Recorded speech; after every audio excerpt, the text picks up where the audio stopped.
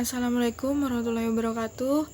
Saya Alfira dari kelas 3D Psikologi.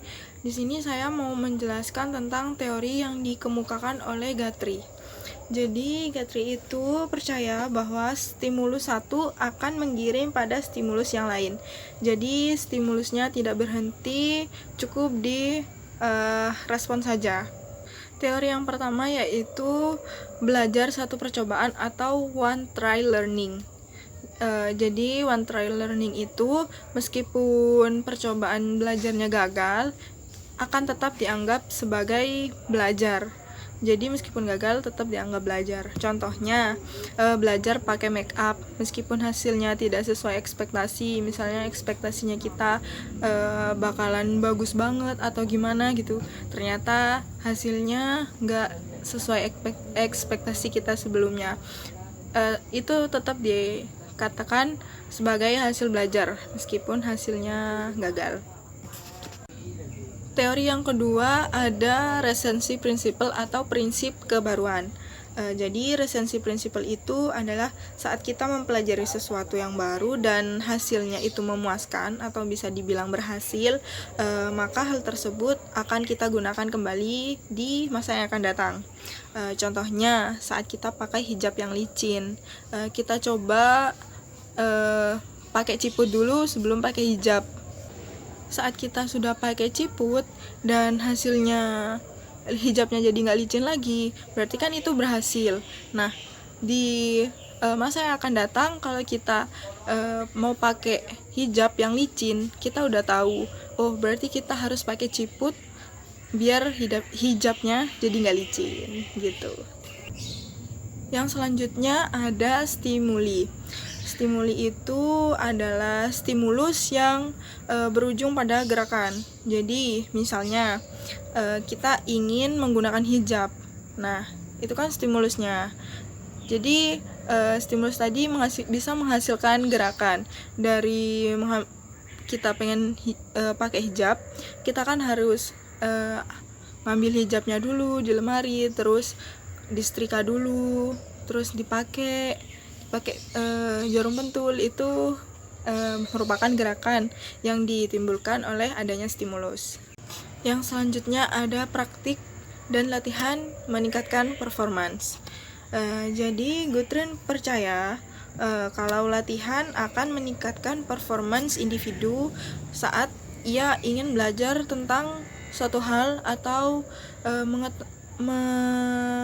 membentuk perilaku baru. Contoh dari praktik dan latihan meningkatkan performa ini adalah saat belajar pakai make up. Yang awalnya tidak bisa pakai maskara, salah-salah, melebar kemana-mana maskaranya. Dengan praktik terus latihan terus, lama-lama jadi bisa, jadi makin bagus, makin pro pakai maskaranya, terus makin cepat. Biasanya yang harus 5 menit pakai maskara, sekarang bisa 1 menit udah selesai gitu.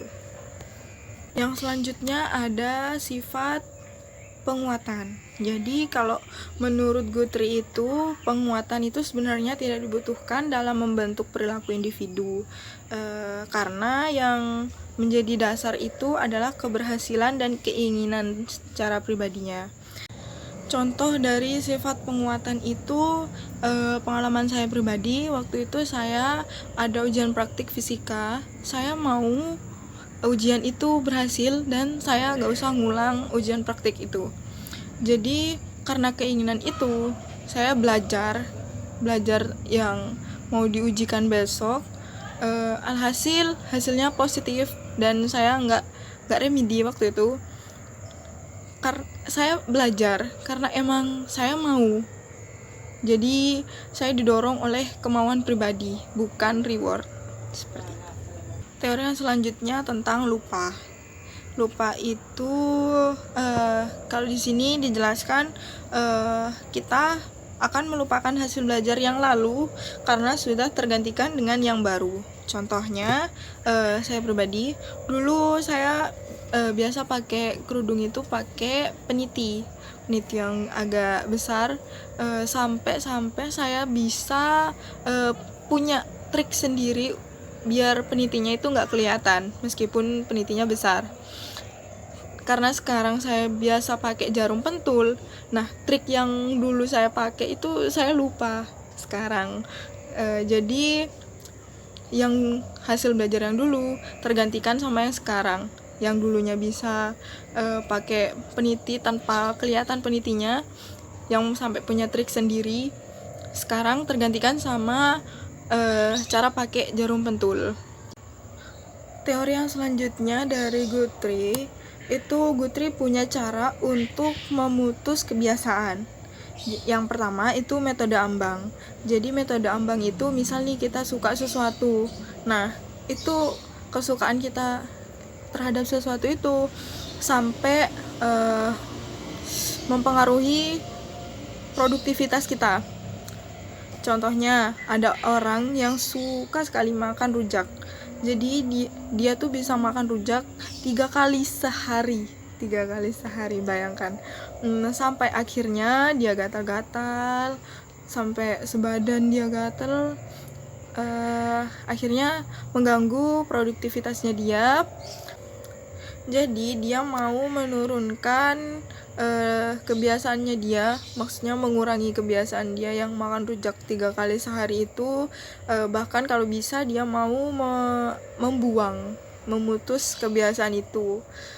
Jadi dia mulai mengurangi, kayak misal 1 hari 2 kali, terus minggu depannya diganti 1 hari sekali, terus minggu depannya dikurangin lagi sampai memenuhi batas ambang yang dia inginkan. Metode yang kedua ada metode kelelahan. Jadi contohnya ada anak kecil yang suka nangis. Nah, nangisnya dia tuh nangis yang mungkin bisa dibilang over, karena gak ada sebab yang segitu berarti dia nangis. Intinya dia suka nangis banget deh, dia rewel intinya. Nah, orang tuanya itu sama orang tuanya didiemin karena mungkin udah kesel, jadi didiemin sampai dia berhenti sendiri. Karena sama orang tuanya didiemin, mungkin dia berpikir kalau nangisnya itu udah gak ada gunanya lagi, jadi dia capek sendiri, jadi dia berhenti. Metode selanjutnya adalah metode respon yang tidak kompatibel. Contohnya ada teman saya waktu itu, dia takut sama rambutan, dia geli sama rambutan, terus disandingkan sama sesuatu atau seseorang yang bisa memberikan kenyamanan sama dia, sama temennya. Nah, orang itu kan itu temennya kan, jadi sama temennya itu sesekali dikasih kayak mereka ngomongin tentang rambutan, diomongin terus sampai dia merasa udah nggak takut lagi, nggak geli lagi, terus diajak buat makan rambutan. Dia awalnya agak-agak takut, tapi lama-kelamaan dia udah mulai bisa terbiasa dengan adanya rambutan di depannya, tapi dia masih gak berani pegang karena dia bilang kalau pegang geli, tapi kalau cuma lihat mungkin udah berkurang rasa takutnya. Jadi itu contoh dari metode respon yang tidak kompatibel. Metode yang terakhir adalah dengan membelokkan kebiasaan. Jadi misalnya ada anak kecil yang kebiasaan main HP, jadi dia kebiasaan main HP tiap hari, main HP tiap jam, main HP. Jadi bisa dialihkan kebiasaan tadi, bisa digantikan dengan hal yang lain. Mungkin tenaganya bisa diajak buat dikeluarin buat olahraga, buat lari-lari, buat main yang lain yang tidak berhubungan dengan gadget. Demikian penjelasan teori yang dikemukakan oleh Guthrie dari saya, Alfira. Kurang lebihnya mohon maaf. Wassalamualaikum warahmatullahi wabarakatuh.